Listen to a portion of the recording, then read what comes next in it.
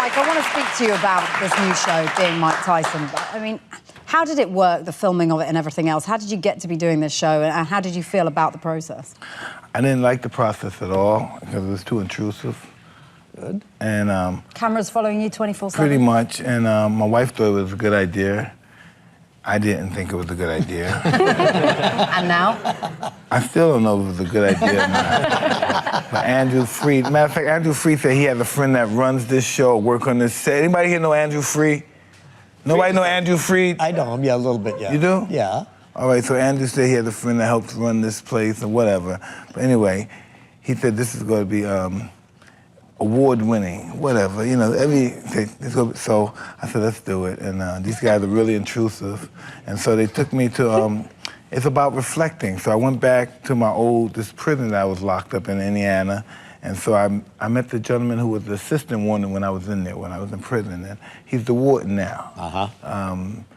The warden died, so he's the warden now. Sure. So I was just happy to see Mr. Slavens because he was always a wonderful man. And I don't use it, I'm not a Christian or anything, but this guy was a real Christian. Mm-hmm. You know, and when I say guy's a real Christian, a guy that really walks the walk. So I really went there, I made amends, things I may have said, things I may have did in that particular place, and I was just so happy to be able to make the amends, and he accepted my amends, and he was just as wonderful as he was when he was in there, caring about everyone there. And I went to visit Evander Holyfield, had to make some amends about that stuff. Yeah. You know? So you kind of cleansed your soul doing this show. This is pretty, yeah, but I didn't want to cleanse myself. not because of Evander. I'm really sorry that bit is here and everything, but just as, in cleansing your soul, it's a lot of pain. Oh, it comes up, all the yucky stuff.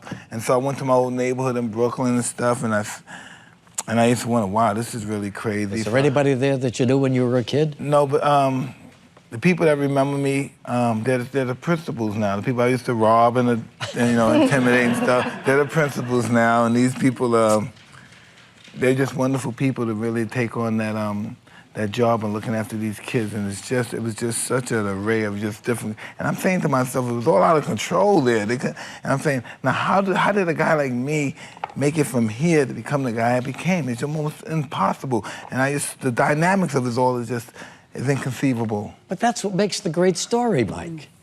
And it is a great story. Well, anyway, I was just, I don't know how great it was. Then I started going deeper in my neighborhood. And when it gets deeper, it gets real deep and dark. Oh. And I'm saying to myself, this is where I came from. And I'm saying, because some people are irritating me from my neighborhood, and I'm not trying to let the cameras see what I'm saying to some of these people. and I realized that I'm so much like these people, and I think I'm not.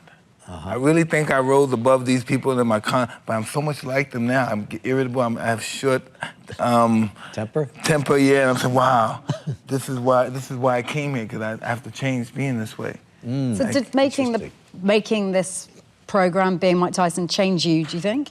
Yeah, I had a lot of growing up to do, I realized. Change you for the better? Yeah, for the better. I had a lot of growing up to do, I went to Catskill, New York, and I went and saw I went to the gym that, that I went since I was 12 years old, because pretty much he meant to me and trained me in this gym, and it brought back and he evoked a lot of memories. Oh, I bet. Even though it sounds like a headache for you, it sounds like it's an amazing series, and I know a lot of people are looking forward to watching it. I had no idea how crazy I was.